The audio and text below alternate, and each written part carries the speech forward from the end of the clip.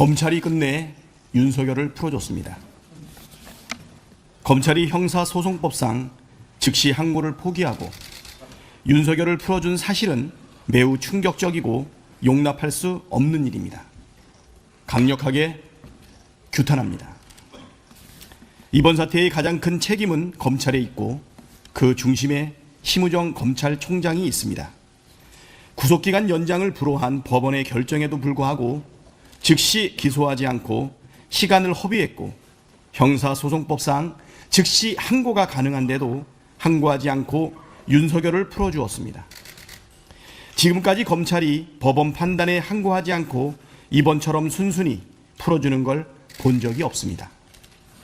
검찰이 애초부터 내란 속의 윤석열을 풀어주기 위해 교묘하게 기술을 사용한 것이 아니고서는 좀처럼 일어나지 않을 일이 벌어졌습니다.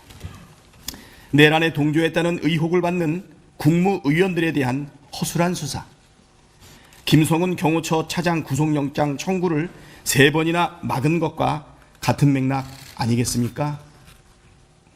헌정질서와 민주주의를 파기한 내란이 여전히 기속되고 있다는 명백한 증거 아닙니까?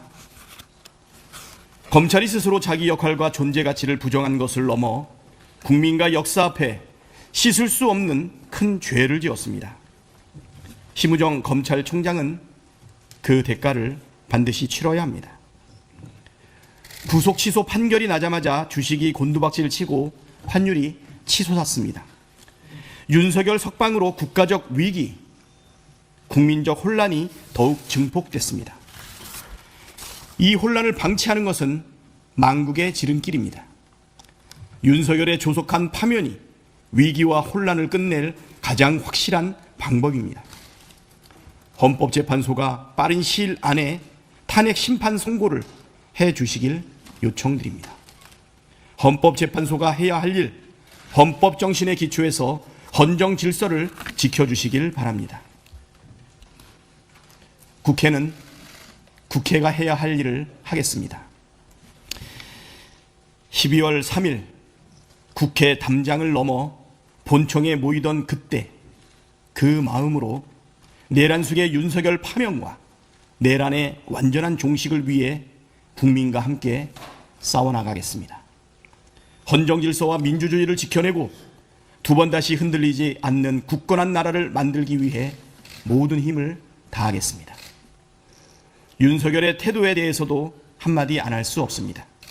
오늘 구치소에서 나오면서 윤석열은 무장한 경호원들을 노출시키면서까지 계엄에 성공한 듯한 장면을 연출했습니다.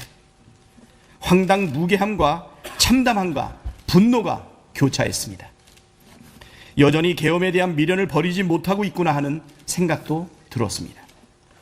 나라를 위해, 국민을 위해, 역사를 위해서라도 반드시 단죄해야 합니다.